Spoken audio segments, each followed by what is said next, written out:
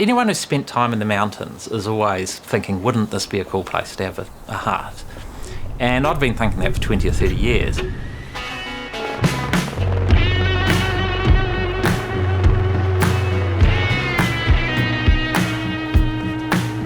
He's not only created a hut, but he's actually created a whole trail, a whole adventure.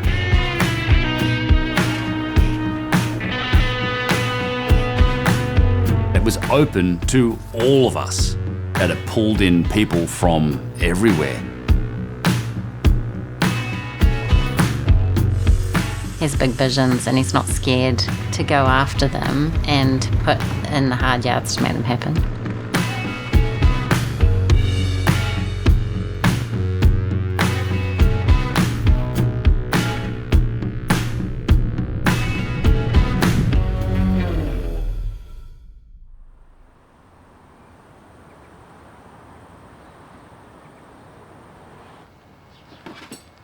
The thing with Eric is that it's, there's always another project.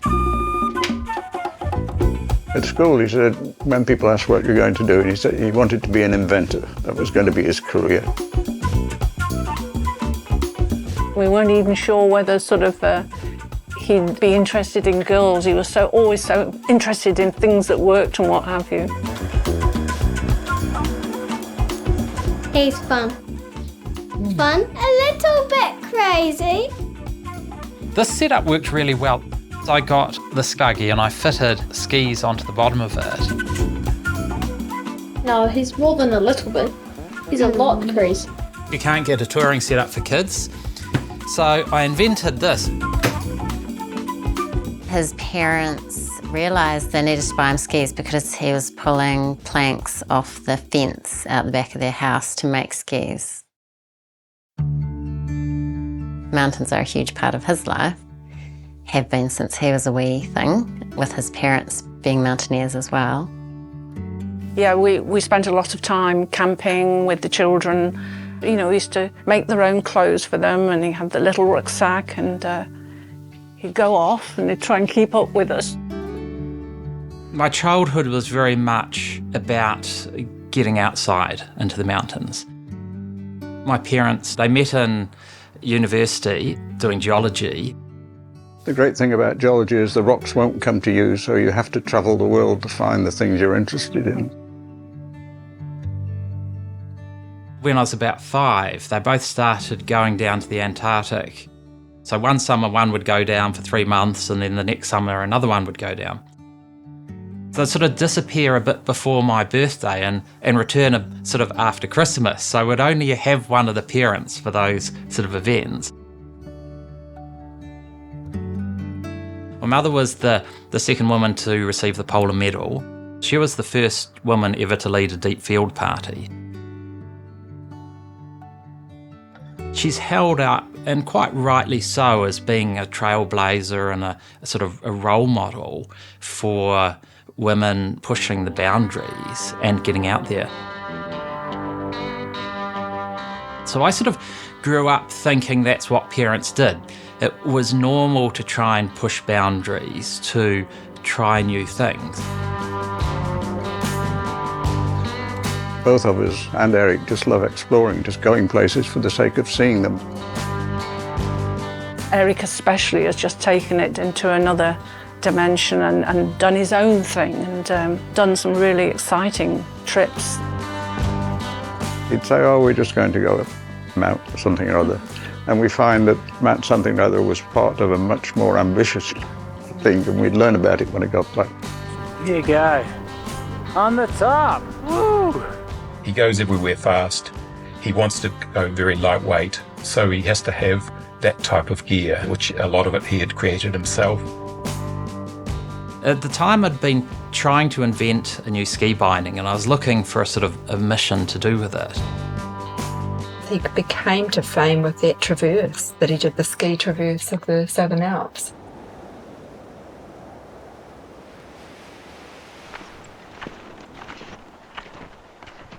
I decided to go and ski the length of the Southern Alps, which had never been done before. It's 820 kilometres and it's many, many thousands of vertical metres. It's the same as climbing Mount Everest from sea level 6 or 7 times.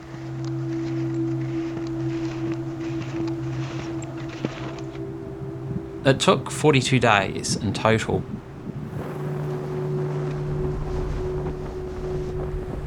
On the whole 800 kilometres, I saw 5 people. You know, New Zealand's an incredibly empty place, but in winter it's just virtually deserted.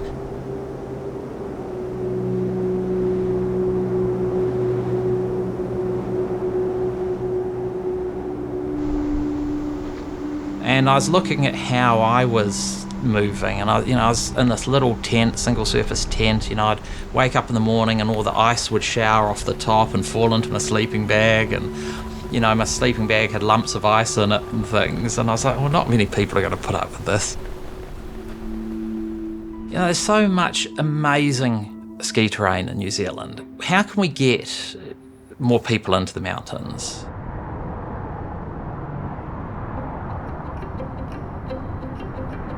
He was at a Sustainable Summits conference at Mount Cook, and they were talking about the difficulty of building huts in the mountains and the expense of it and the difficulty in making them weatherproof. One of the women there gave a talk about one of the new huts that established at the northern end of the Wapta Traverse in Canada. It looked like a nice hut, but it was exorbitantly expensive. There's got to be a better way of doing this. And then I hit upon the idea of just using something that already exists. There's various concrete tanks that have been made into shelters down at the Catlins, at their campground. They've got showers and bathrooms in these round concrete water tanks, and obviously you can't lift them up and put them in the mountains. What if it was a plastic water tank? That'd be light enough to lift in with a helicopter. And I did a bit of research and found I wasn't the first to think of it. The Australians have been doing it at the sub-Antarctic islands and things. But, that gave me the confidence to say it's not ridiculous. And then I set about just designing what I thought would be the perfect little hut inside a water tank.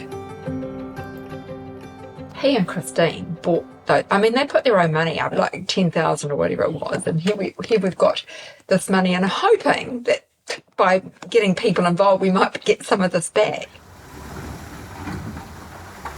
Now the proud owner of RX Plastics water tank, 26,000 litres. So it shows up, and then the kind of moment of commitment really was when he went to cut the door hole and the window hole. Like you're making a marble statue, and you've got to start with one blow of the hammer, and it's got to be right.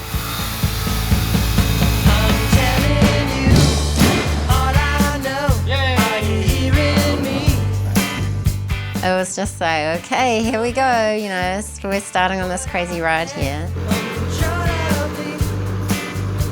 He had other people involved, other buildery types.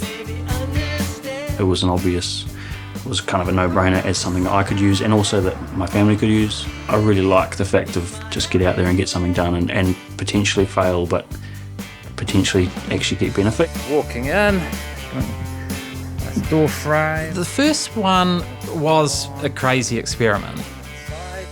They don't look very big, but you go inside and they're very roomy. It almost seemed to grow as you put things in it. Wow, this is actually really going to work. Must have been 6 to 9 weeks-ish from getting the water tank to kind of getting it flown in.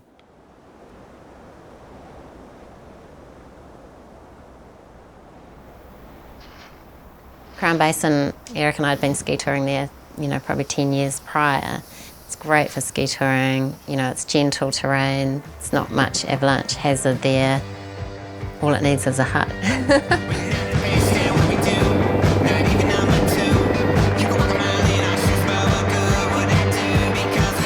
And the heli came in and all the doors were off the heli. It was kind of a serious lift.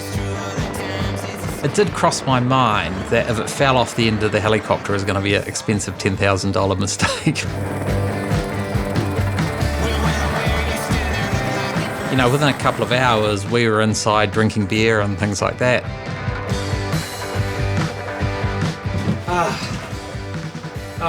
Yeah. I could sit here for a good while. Tiger's relaxing. I'm climbing down the ladder. We didn't quite have all the permissions, and I was worried a building inspector would come along and say, oh, there's a hut, do you have permission for this?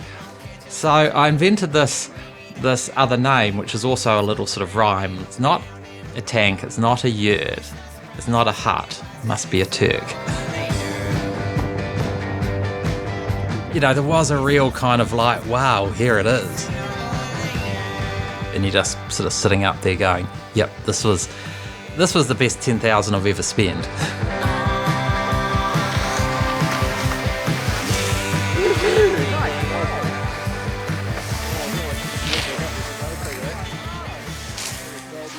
He got to the end of that project and then was like, oh, I'm not going to build another Turk again for ages.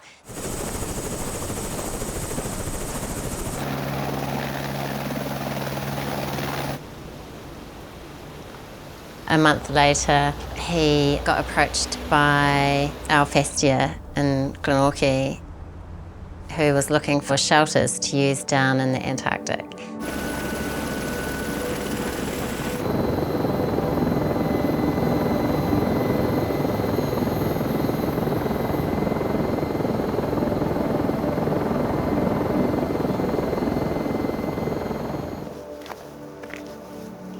This here is Borshkovik's hut. It was built in 1898 by a British expedition. It's the only example of the first habitation of a continent that exists in the world. So we're installing temporary shelters here, so people can come and work and restore this very important piece of history. In the Antarctic, apart from Scott Base, we've always lived in tents. You know, when the wind really blows, gusts of wind beat the canvas in and out, and you wonder how many hours or days this is going to last. The Turk was quiet. Even when it was windy, it's quiet. It's like being at home in a sense. My parents thought it was great. They thought it sort of followed wonderfully in the family tradition, and they came and helped a lot. You know, I can remember them there the day before the icebreaker arrived, helping finish things off. They were brilliant.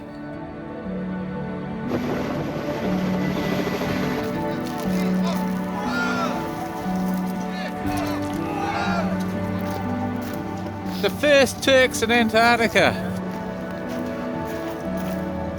Really grateful of being able to be part of the team that made it happen, and also grateful having the opportunity to design the structures which made it possible.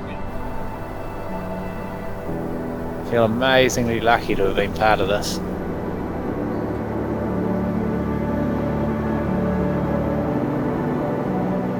Now the big journey home, northbound.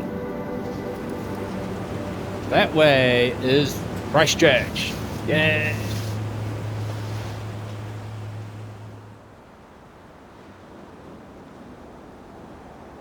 You know, as soon as he kind of proved the concept, he started thinking about places where these Turks could go.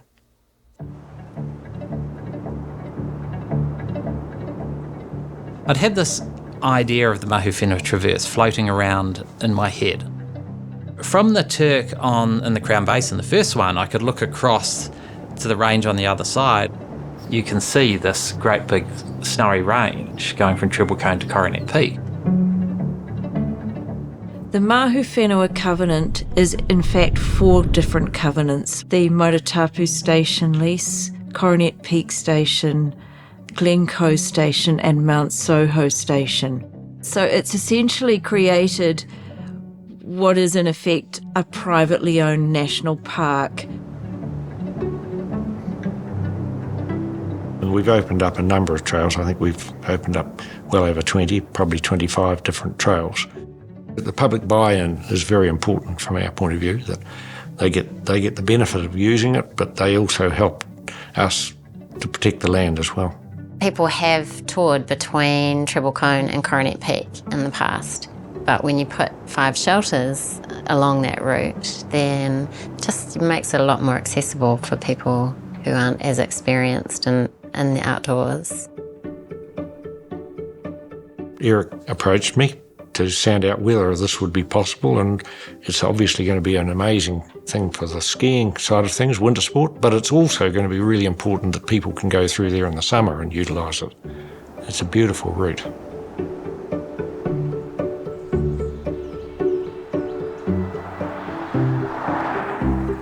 I originally tried to do it through one of the large mountaineering clubs in New Zealand, but they couldn't get over the hurdle and actually commit to doing something.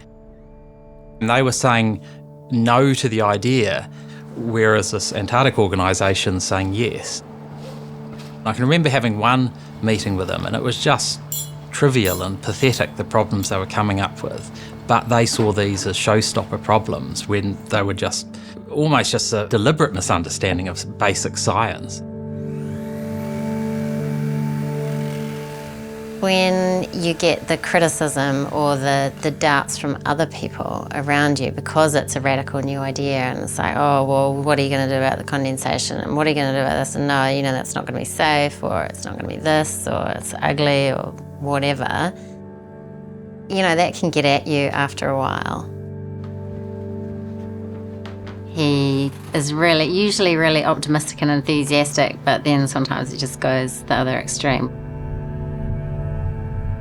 With a lot of things in life, you tend to have a sort of clan and a group, and you expect support because you've given support to what they're doing, you expect in return. And when you just sort of get flatly rejected or even sort of ridiculed, I sort of felt just a bit, kind of maybe lost, you could say, or unfocused.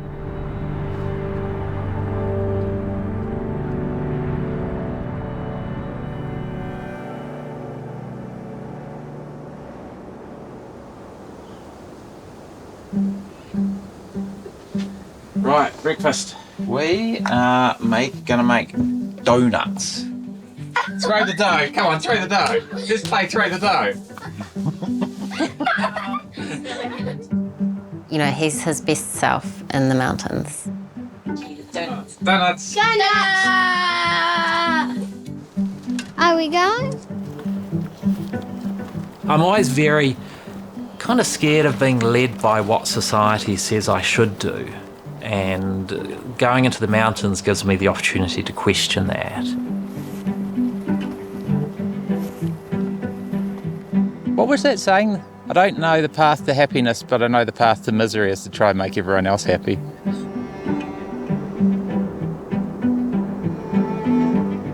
It's a very powerful and rewarding thing when you can go into a rugged environment and be very confident and feel fit and feel strong and feel capable.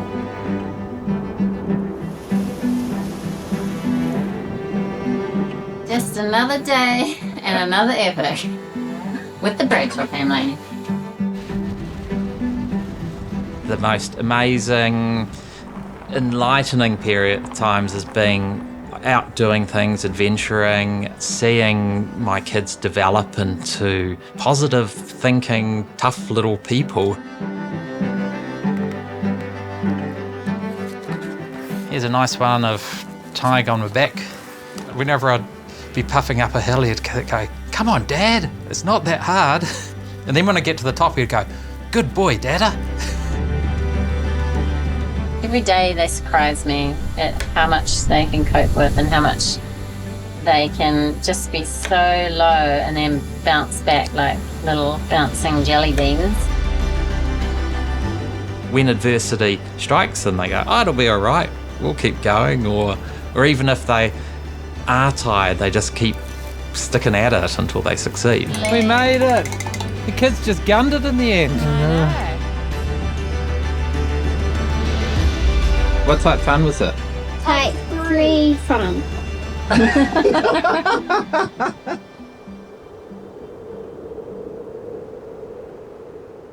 So after a while, I decided, it was just a dead end working with that club. I told them we're all morons. I might even put a word that started with F in front of it, actually. And then I decided I wanted nothing to do with them. I set up a website and started getting people interested in spreading the word. Zane came home one day, my husband, and was raving about this amazing idea he'd read about. This guy, Eric, was going to put these water tanks across the Mahu Whenua Traverse for use for hiking and skiing. I think Eric's involved, like we are involved in mountaineering clubs, but we are wee bit critical of them because the sense of community is going from those clubs.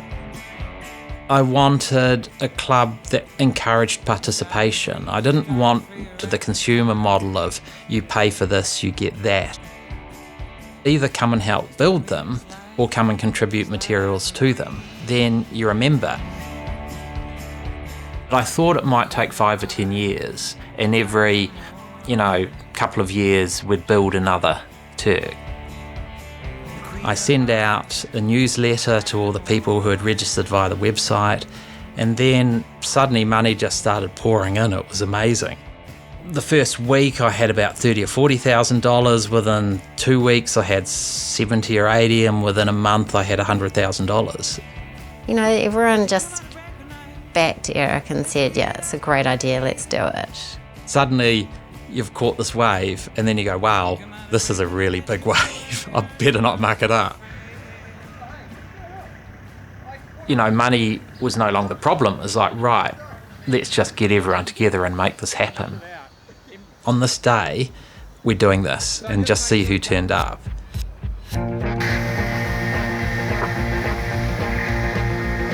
"50 people turned up the first day that we had an open build day. It drew people from every possible corner that you could imagine. It was amazing. There was a lot of people like myself who could do a little bit of a lot of things. There was health professionals, there was planners, engineers, builders, accountants, architects, whatever, whatever job you can think of, we were all there. I tagged along and did some odd jobs here and there, some sanding. You carried lots of wood for us and stuff. Yeah, I did, I guess. On the way to being a proper Turk.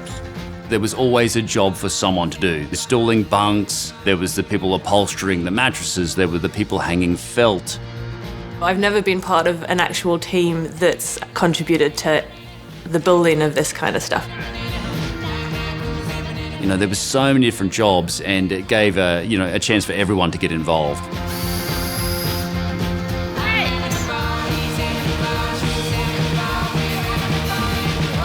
He came round to my art studio one day and said to me, I want artworks in the hut. I want it to represent local artists. It's going to be the highest art tour in New Zealand. You're going to have to visit all these Turks to see this artwork.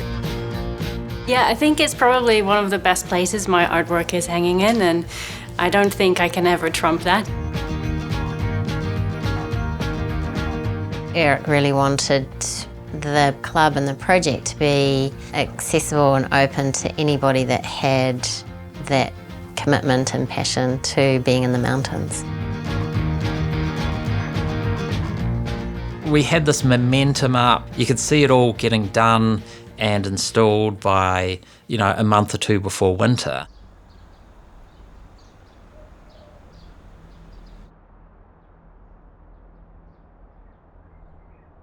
Hi, this is on the eve of COVID-19 video. We started building the Turks about maybe 6 weeks before lockdown happened. So they were all in progress. We'd got all this momentum, and then lockdown happened. These are in bunks.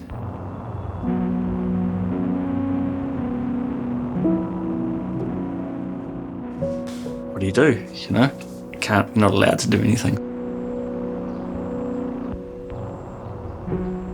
Eric was still trying to progress things and still trying to keep the momentum up and keep in communication with people, and he was building toilets on our front lawn. There's an issue that he's thinking about. He's focused on that issue. And it takes up all his time and takes up all his energy and enthusiasm, but he is focused to that point. That left me running the business and keeping our lives on track. We provide software to the tourism industry, and obviously tourism was one of the industries that was really impacted by the lockdown. So we didn't really know what was going to happen to our business, whether it was going to, stay afloat. We were working from home. I was trying to get the kids to do schoolwork. It would have been stressful anyway, but I think it was more stressful because Eric was just totally distracted on his Turk project.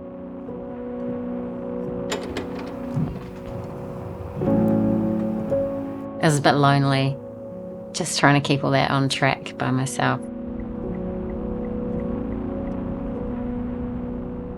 But she definitely said, this is just burning me out as much as it's burning you out.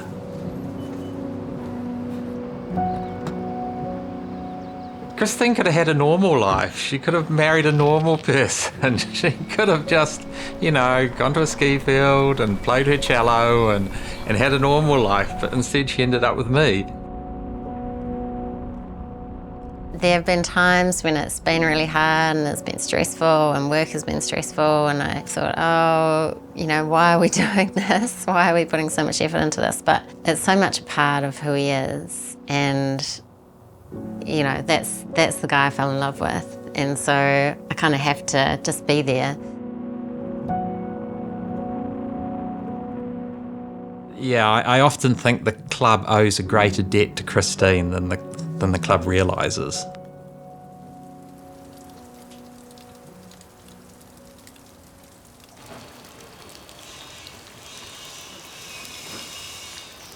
First rainy day we've had since, since lockdown. When COVID ended, there was a sort of a window before winter arrived. It had gone from this sort of lovely summer-autumn experience into this mud puddles and rain and numb fingers experience.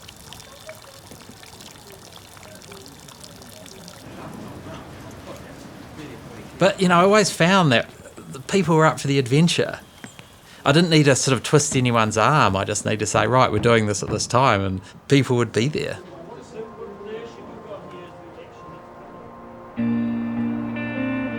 The COVID lockdown was a bit of a curveball for us, but it was wonderful. We could just all come together, stand in the freezing cold, and see the progress on site. Got to keep the troops fed.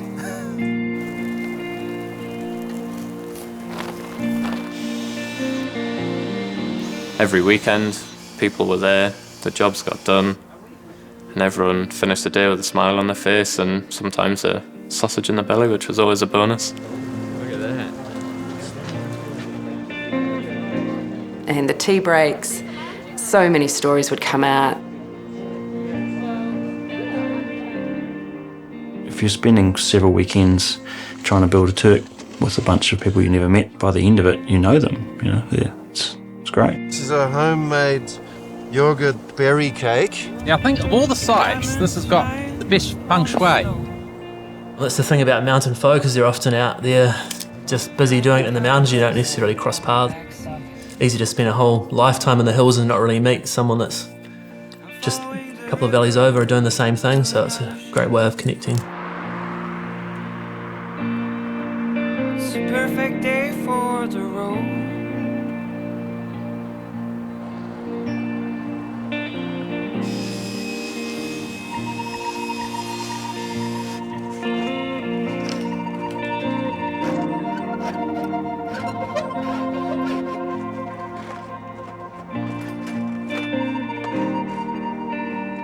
We're getting organised to install the first of the 6 Turks tomorrow. We'll fly this up there, and then we get all the gravel, which is already up there in the mountains, tip it in the base, put the attachments on the outside, and have a whiskey to celebrate.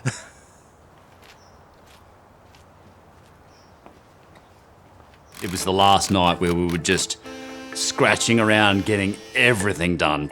little bits and bobs that weren't quite finished. The pressure was on. Eric had set a time that, this is it. This is our install day. And it was just like that last night. I don't know. We were probably out there till 10 o'clock, 11 o'clock at night.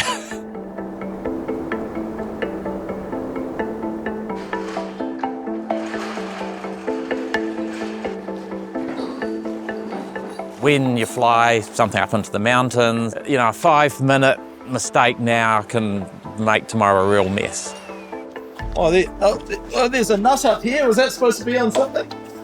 Oh, really? What are you worried about when you find a nut?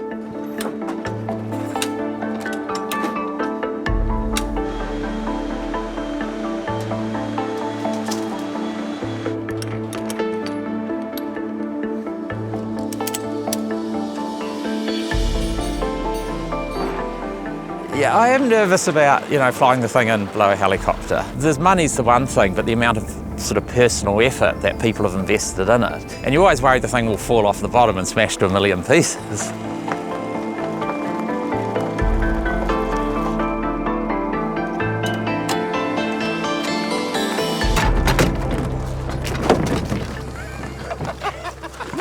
Delivered. It's down. Let's see if we can improve it next time.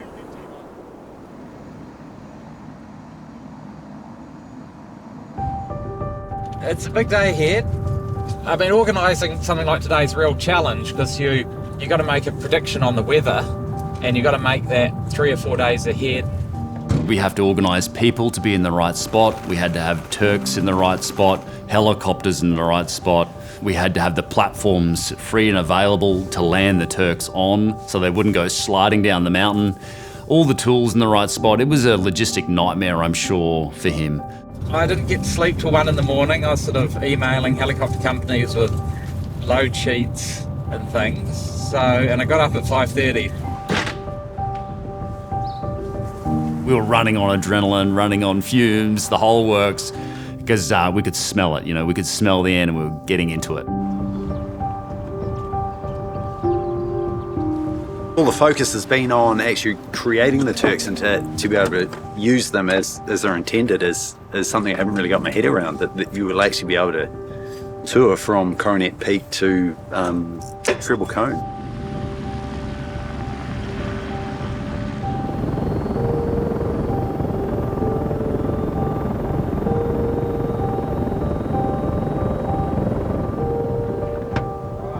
We're getting gravel for the ballast for the Turks. This is an interesting problem. Frozen gravel. We might be resorting to just getting enough gravel to secure it. Oh, it'll be easy when you break through the top.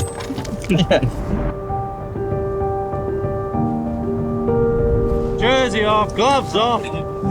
Sun's here. For a while I was thinking I really needed a plan B for today.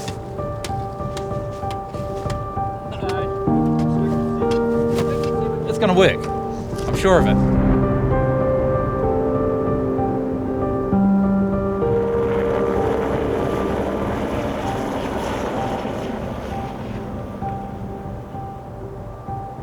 Okay, ready for it on the deck. Okay, that's pretty heavy, so just watch out. Yes. It's a good understatement.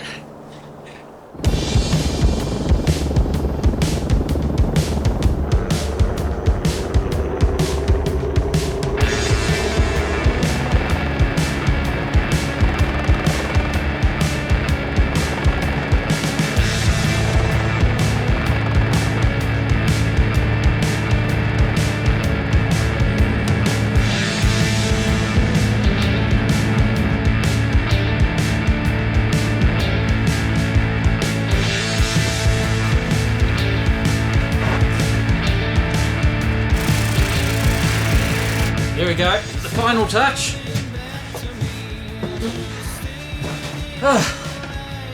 Right, I should have been sitting here while the others were working. One down. Ready to be used.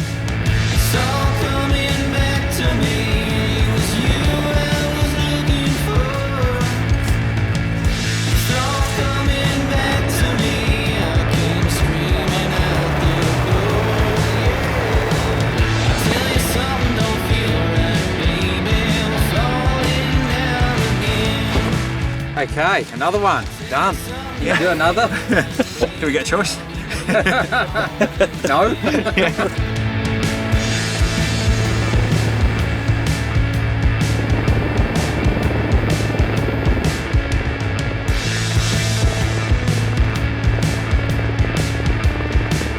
Got the Mahu Whenua Midway Shot Ski, Mount St. Just. Brings good luck to all. The last one of the day. 3 in a day. How many people do 3 huts in one day? I'm sure. Boys, good day. Cheers. Well Cheers, well yeah. Done. Well done. What a mission.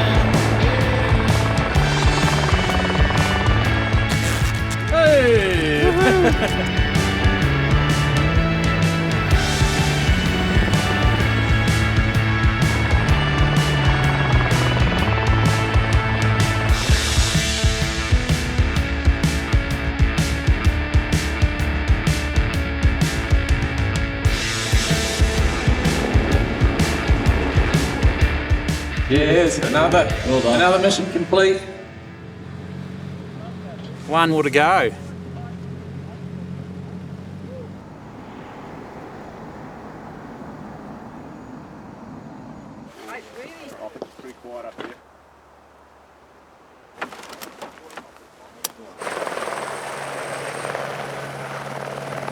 The project has been going for 2.5 years.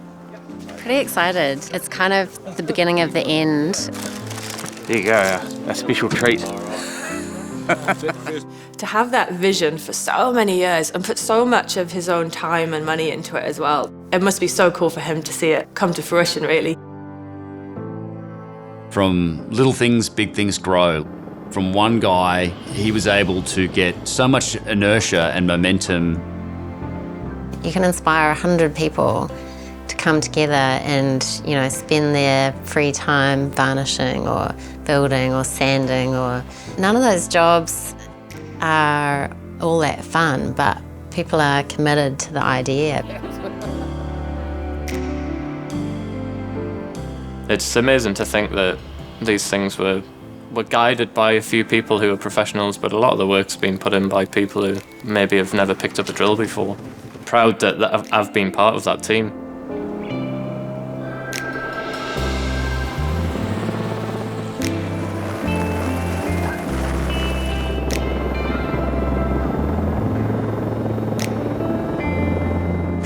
It makes it seem part of you when you put something into it. You sort of feel that, yeah, I helped with that one.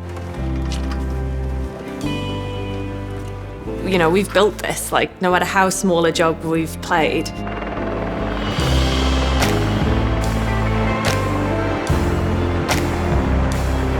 Okay, here we go. Yay!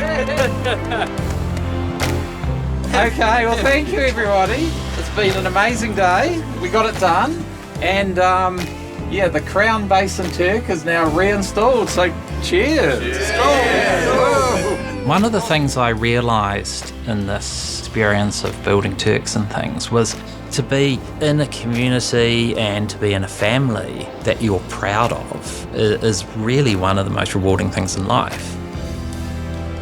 I really do feel like I've seen the best of many good people, and that's a great thing.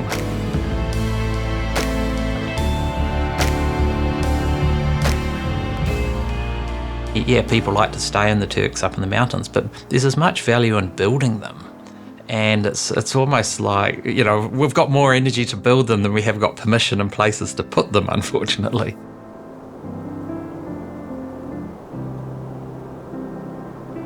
Again, you know, he's sworn to me that he's not going to build another Turk for at least a year, but I'll be surprised if that happens.